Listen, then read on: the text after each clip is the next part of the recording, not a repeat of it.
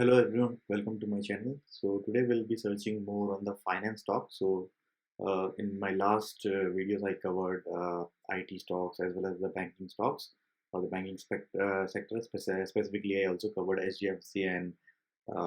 HDFC and Kotak Bank, which was available on or which is still available on low cost price. So today I'll cover more on the finance stocks. Now, why stocks? So specifically in India or maybe even in the world, the credit card spend as well as the finance is growing at 21% per year as of 2023. We can see from this ETBFSI side, and even if we can go to Forbes side, we can see like the data is correct and all. So those things can be verified. 20% per year on year is a very good rate, and so let's see what we can get it from the stocks and all. तो हम search करेंगे specific stocks जो हमें ये इस तरह के return दे सकते हैं और इतना पैसा इन्वेस्ट कर सकते हैं। तो इन्वेस्ट करने से पहले this is not a financial advice और I am not a professional financial advisor. मैं अपने एक्सपीरियंस और अपने स्टॉक मार्केट के एक्सपीरियंस से मैं आपको एडवाइस दे रहा हूँ जो आप ले सकते हैं, आप उस पर रिसर्च कर सकते हैं, फिर आप अगर चाहें तो इन्वेस्ट कर सकते हैं। तो लेट्स गेट स्टार्टेड। तो पहला पहला जो हमारा स्टॉक है बजाज फाइनेंस। तो बजाज फाइनेंस क्यों? बजाज फाइनेंस सभी जानते हैं, like everywhere you go you can see the Bajaj finance available for two wheelers and various other sorts of things. और बजाज फाइनेंस का ये पर्टिकुलर मैं आपको लिंक शेयर कर दूंगा अपने चैनल पे, यहाँ पे आप पूरी हिस्ट्री जान सकते हैं उसके बजाज फाइनेंस के बारे में। एक्चुअली 2009 में उसका जो मार्केट कैप था 0.5 बिलियन से 2023 तक 50 बिलियन, तो वो 100x इंक्रीज हुआ है। तो इसके बाद भी उसमें अभी भी बहुत पोटेंशियल है इंक्रीज होने का। क्यों? वो हम आगे देखते हैं। तो ये हम देखते हैं कि जो मार्केट है 200 ट्रिलियन का मार्केट है, टोटल लेंडिंग मार्केट है। उसमें से 1 ट्रिलियन जो है कंजम्पशन का है, 826 जो है कॉरपोरेट का है, एंड फिर एमएसएमई का 726 और माइक्रो फाइनेंस का 48 है। तो इन सब में अगर हम देखें तो बैंक का जो लेंडिंग है वो है 2 ट्रिलियन। एनबीएफसी जो कंपनीज हैं उनका 250 बिलियन है। बजाज फाइनेंस का अकेले का 40 बिलियन है जो उसने मार्केट लिया हुआ है। ये जो लेंडिंग के बिजनेस में नंबर 1 है इंडिया में अभी तक बजाज फाइनेंस। वो भी बजाज फाइनेंस पर्टिकुलरली इसमें कोई वो इंटरेस्ट चार्ज नहीं करता है, और उसका जो स्कीम है वो है कि इक्वल इंस्टॉलमेंट्स में आप पे कर सकते हैं सेम अमाउंट जो आप एक बार में पे करते थे। तो ये स्कीम ये लेके आए थे, उसके बाद से मतलब बहुत ज़्यादा इनकी कंपनी की ग्रोथ हुई है। और फिर हम देख सकते हैं आप बजाज फाइनेंस किस तरह से डाइवर्सिफाई कर रहा है अपना, अलग अलग मॉडगेज में चला गया है, वो रूरल सेल्स फाइनेंस में चला गया है, two wheeler three wheeler loan, securities, commercial lending etcetera etcetera. तो इन्होंने आप डाइवर्सिफाई कर लिया है अपने बिजनेस मॉडल को। तो ये सब डिटेल आप मैं आपको लिंक दे दूंगा, आप डिस्क्रिप्शन पे आप वहाँ से चेक कर सकते हैं। तो अब हम चलते हैं कि थोड़ा सा बैलेंस शीट पे इसके बजाज फाइनेंस के अगर हम इस पे जाएँ, प्रॉफिट एंड लॉस अगर हम देखें इसका, तो पकड़ते हैं हम लास्ट 5 ईयर्स का या 6 ईयर्स का। तो रेवेन्यू था 12,000 था, उससे वो around more than 5 and half times में चला गया है।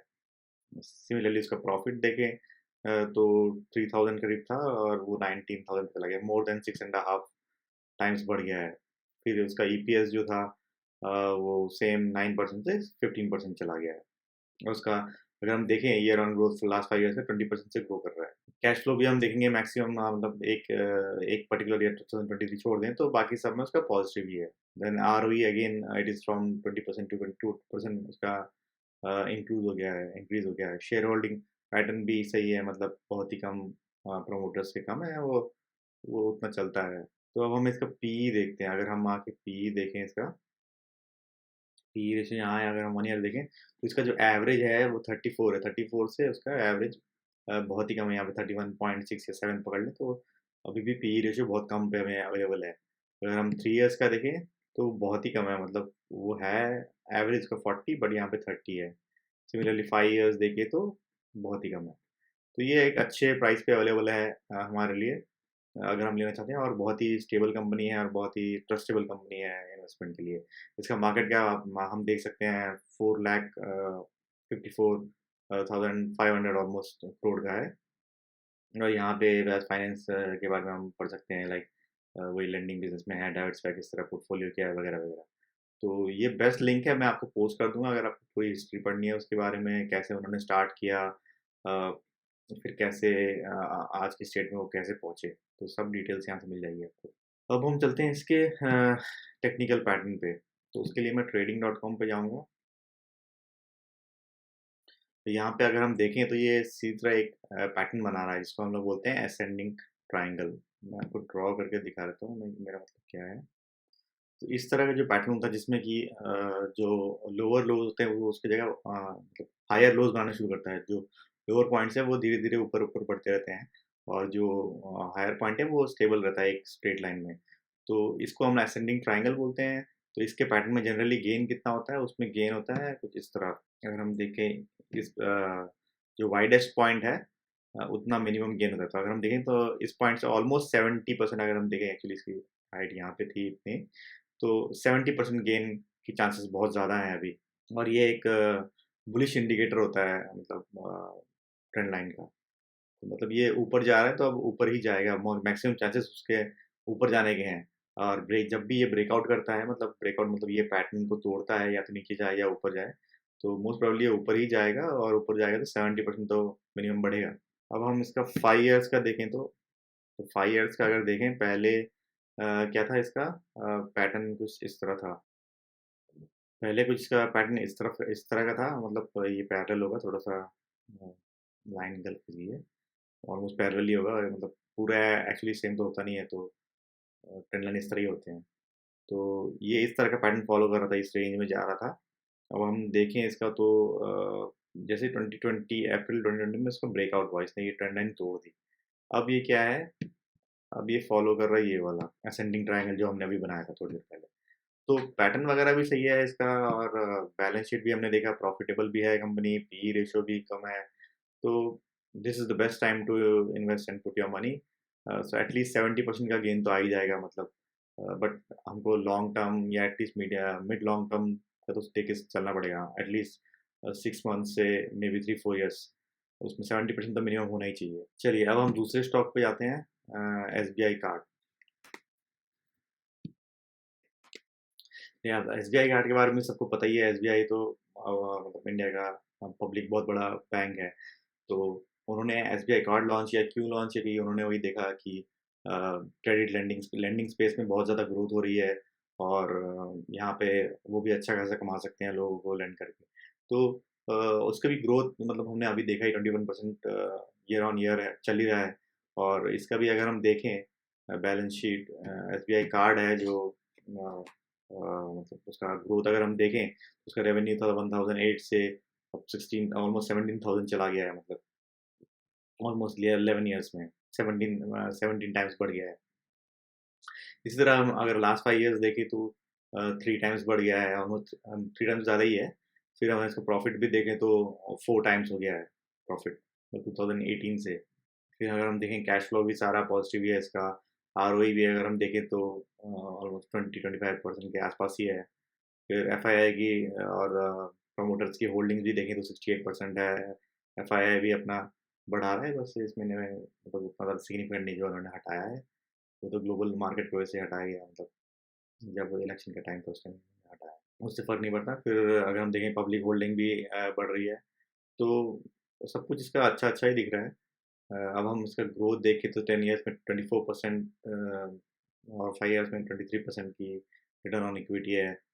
और अगर हम इसका ग्राफ देखें एक बार, तो ग्राफ देखें तो ऑलमोस्ट इसका जो दिख रहा है वो है डिसेंडिंग ट्रायंगल। पिछले वाले में हमने असेंडिंग ट्रायंगल देखा था, इसमें उसका उल्टा डिसेंडिंग ट्रायंगल। तो उसमें क्या होता है कि ये जो जो टॉप है उसको लो बनाते रहता है, और यहाँ पे जो लोअर वो होता है, लोअर पार्ट होता है वो सेम बेस पे रहता है। मतलब कि अगर हम दिखाएं, ये कुछ इस तरह है, उसका बेस सेम रहेगा, लेकिन जो तो ये हो गया हमारा डिसेंडिंग ट्रायंगल। इसमें क्या है कि बेस यहाँ पे कांस्टेंट है, और ये जो जितने हायर पार्ट है, वो हाई जो है लो लो लो बनता रहता है। पहले यहाँ था, फिर अगली बार जो हाई बना यहाँ बनाया, अगली बार हाई यहाँ बनाया, फिर धीरे धीरे धीरे कमता रहता है। तो हमारा मतलब कम होते रहेगा वो। कुछ इस तरह। तो अब इसमें हमारा गेन कितना हो सकता है अगर हम देखें, तो सेम वाइडेस्ट पार्ट देखेंगे हम यहाँ से यहाँ का अगर देख लें, तो इसमें भी ऑलमोस्ट 65-66% या 70% लेके चलो ऑलमोस्ट। तो इसमें भी 70% तो बढ़ना ही चाहिए।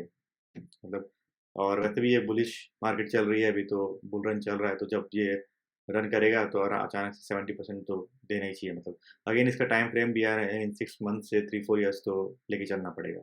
अब एसबीआई कार्ड का एक और बेनिफिट मैं आपको बताता हूँ, अगर आप एसबीआई कार्ड अप्लाई करते हो आपको मिल जाता है, तो उसमें क्या है कि आपको एयरपोर्ट में जो लॉन्जेस हैं, लॉन्जेस में आपको unlimited food, even international bank तो आपको ड्रिंक्स भी मिलती है। तो इसका एक और बेनिफिट है कि आप साल में 4 बार लॉन्ज एक्सेस फ्री में खरीद कर सकते हैं।